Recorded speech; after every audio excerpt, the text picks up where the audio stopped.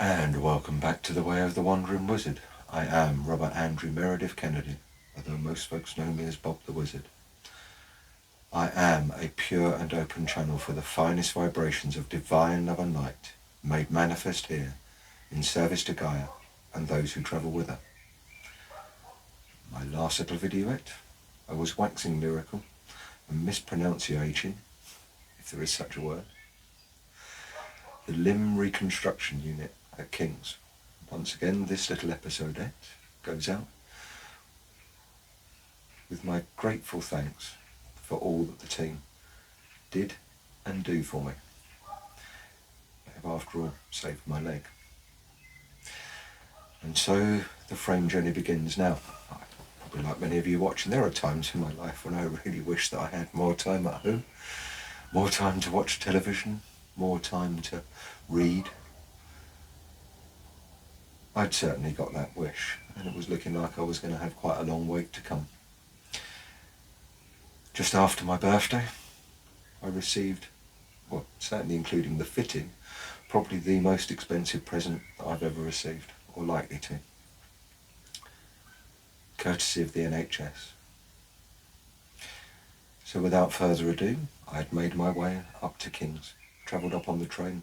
I'd been booked in already the night before so that I'd be ready fresh thing in the morning.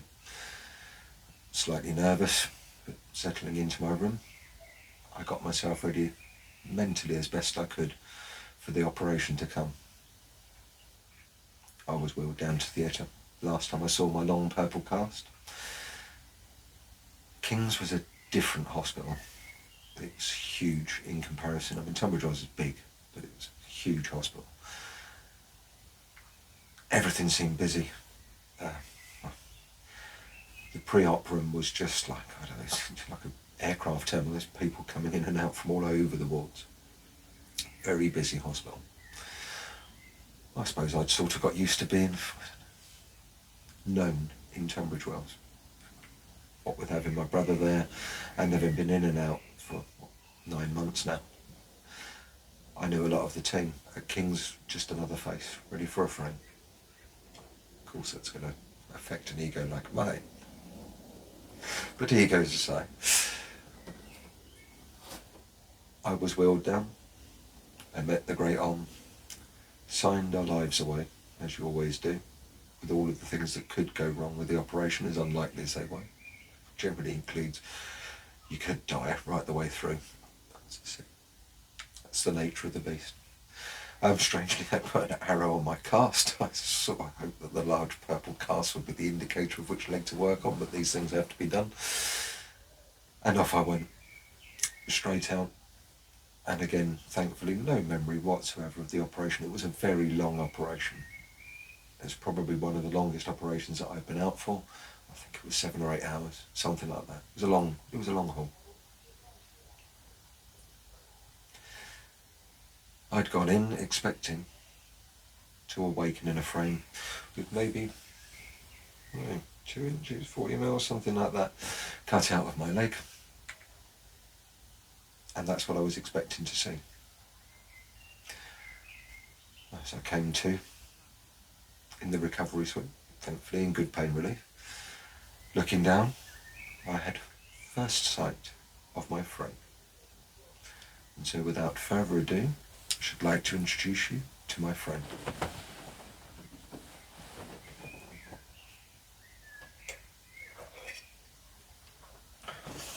Sorry, I just couldn't resist. Reaching down for a tea anyway. Ta-da!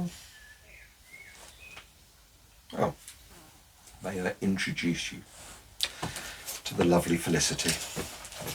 Sit her here for the rest of the day. She's such a supportive old thing. As you can see now, I have a lovely rapport with my friend, but when I woke up, I can't say that I was that enamoured. They're heavy. I can't remember what this weighed in it. Fully loaded with all the pins and wires. This is getting it the right way up. You can imagine that's my knee end. That was in the middle of my shin. That was around about my ankle.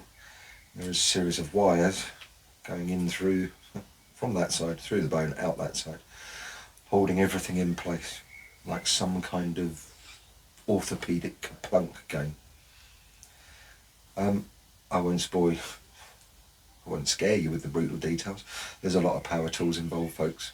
If you have the courage to literally look it up online, I did. And I have to say that these guys are as good with a Black & Decker as they are with a scalpel. But anyway, I woke up with this, not this long. Bear in mind my limb was ready for reconstruction. A lot of bone had been cut out. And the simple fact was there was a lot more infection. It had tracked deeper than they had expected. And so I woke up with a frame that long, about that long. These are long struts. It was all short struts. And basically, as I stretched my legs out, my ankle was about level with the middle of my shin. My first thought was, I was told he was only taking a couple of inches. Seems somewhat more. The next thought was, I'll try and wiggle my toes. Now, as mad as this may sound to anybody who understands body, I sort of assumed that all the tendons and ligaments, I mean, I knew that they'd retract, but it would be a slow process. And I'd have these sort of long spaghetti-like things in my leg, and I wouldn't be able to move my foot or my ankle until it slowly tightened up. Of course, they tightened very, very quickly. And I found myself with a much shorter leg, able to move my toes, move my ankle a bit. First time it had moved, bearing in mind it had been in a cast for months.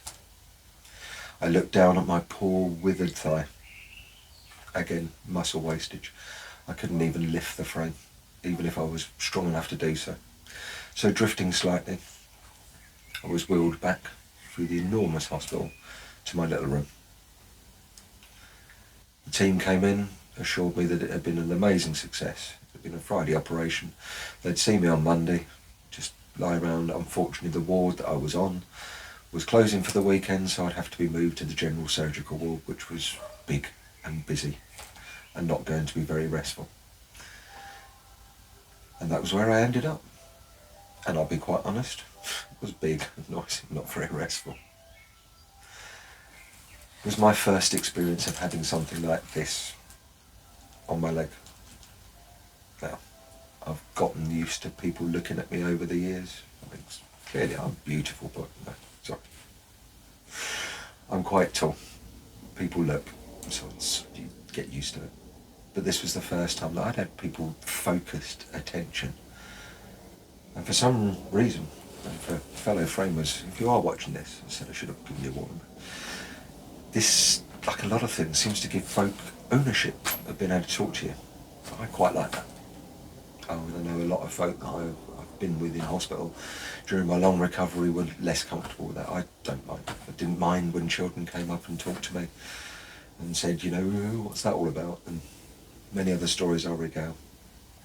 But the ward was my first experience of people looking what happened. Reliving my accident, bits and pieces like that. The guy next to me was absolutely fascinated, spent the whole time talking. The guy on the other side from me was really just not in a good space. There was a lad at the end of the ward who quite clearly was having a very distressing time and would periodically lose his shit and throw crutches about the place. And between that and a lad who was supposedly being asked to stay away from everybody because he had some kind of infection in his leg, was gleefully wandering up and down the ward, much to the dismiss or distress of the staff who were trying to herd him back into his room. Now, given the fact that the reason that I was in the frame was for an infection, I was a little cautious. That's it. It was just how I was at the time. And this is something that makes you feel quite vulnerable when you've got it on your leg, I'll be honest. For a little while. Sort of plucked up afterwards. But first on, I felt a little vulnerable. And this is... one of these gets knocked, and the pins go straight to the bone. Yeah. Well, anyway, at the time I considered Felicity, as she is now named, to have been a bit of a ball and chain. I laid there for a couple of days. Come Monday, I had a visit. The team came round. The wonderful Debbie came round. I tried to do some physio, and as I tried to lift my leg, something had pinged. Struts hadn't been quite tightened down. She tightened my frame up. I felt a little bit better. I still didn't have the leg strength to even lift it up, but I did enough of the physio to pass. The wounds were all clean. I was clearly going to get better quicker if I was at home. Could I arrange transport to head back home for my first journey outdoors in a frame? Well, I didn't want my dad to drive in London. And for those of you, if the team watch this, my apologies. I only fibbed, I never lied. My brother came up to collect me. He doesn't drive. Just said he was coming to collect me. He came up on the train. While he was in, after I'd had my first lessons, he very studiously, being working in a hospital, cleaned my frame up. Obviously it's quite gory after it's been through an operation. He was meticulous in his cleaning. So he brought up, or asked for, a big pot of disinfectant, and he cleaned the frame, cleaned all my pins. And I'd been instructed on, these pins go through your leg. Basically rolling up little tiny rolls of swabs. Anyone who's been in a frame will know the process.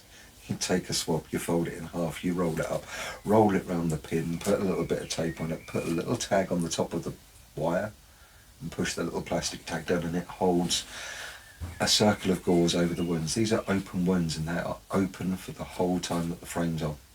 They sort of heal up a little bit. More of that later. In fact, no, I'll cover it. When they heal up, they tent. So the scabs stick to the pins, and then the pins pull. It's an uncomfortable situation. If the gauze is there, it seemed to reduce that slightly.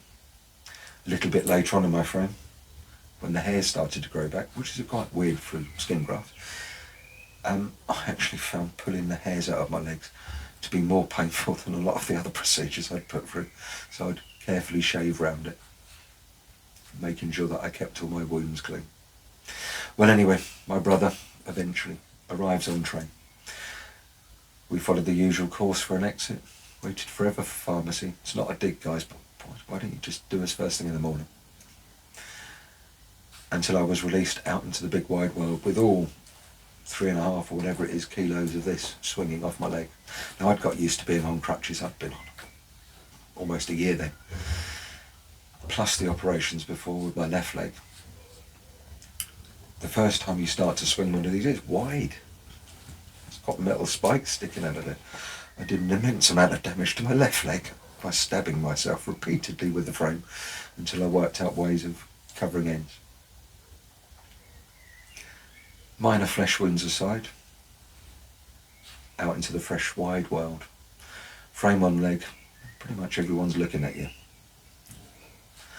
I was 3-4 days into being inside. I was looking forward to going out. Of course, first thing you do is going to drop in, and we had a pint. Just the one. At the wonderful Phoenix just by the station, waiting for the train. When the train was ready, of course, we're in the middle of the rush hour. Having sort of barged my way onto a train, which I felt that this owed me a seat. I cast my eyes around the carriage of heavily pregnant women, these kings. There were loads of people in far worse condition than me sitting down, no problem. And I spied an empty seat. My brother growled, "Robert, no." But whether I was still full of morphine, with a pint on board, and having been through some of the stuff I'd been through, I was feeling pretty courageous. And so I approached 3 young gentlemen who were pretty much hogging an entire bay, sprawled across. A gangster feel to them. Well, I'll be honest, I just sat and said, "Excuse me, mate, can you sit up? I need to sit down." And got the guy with his back to me the usual request for respect, I believe it's called. At which point I looked him in the eye and said, "I think I fucking earned it." And he turned around and took one look at my frame, sat straight up, and then followed quite an interesting journey while I was quizzed in depth for the first time about what it would be like to live in a frame. The first question is, does it hurt? In comparison to being hit by a car and some of the other stuff we go through pre-frame, no. But of course it hurts. It's screwed into your bones. The next one was, how do you take it off at night?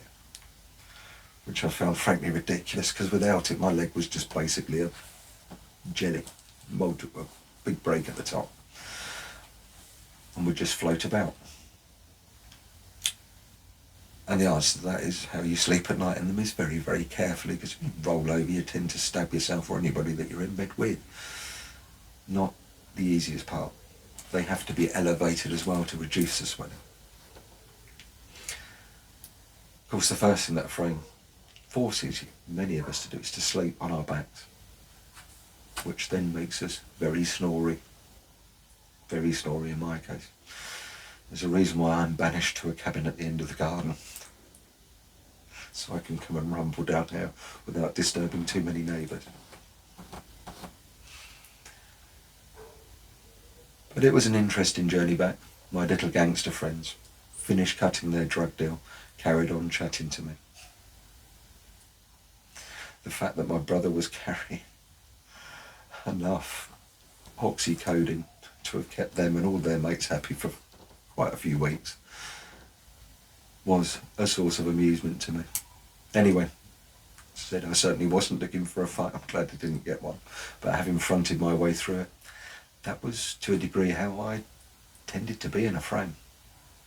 I'd square up, covered my vulnerability by standing tall and being strong, as you can be. I suppose it's just the way that I dealt with it. Well, I arrived back home, and for the next 6 weeks or so, I pretty much got used to life in a frame. I spent most of my time as I had before, leg up, watching television, reading books, anything, just to stop myself running round and round inside my own head.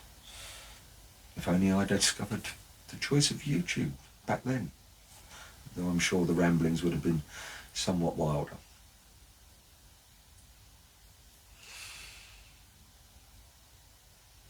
And in my next little video, I shall go on to talk about life in a frame and frame therapy with the bearded tits. Thank you as always for listening to, say, a dark time of my life, but certainly a highly challenging time of my life.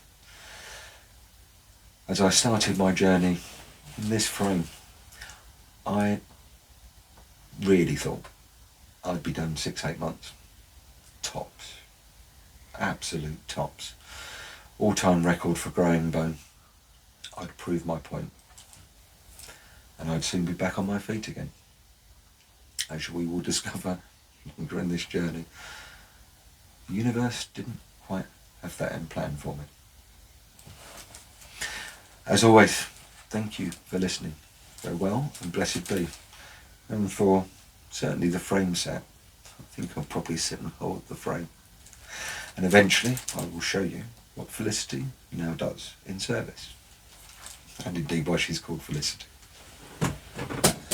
Thank you as always for listening to the witterings for wild and wise old wizard. Go well and blessed be.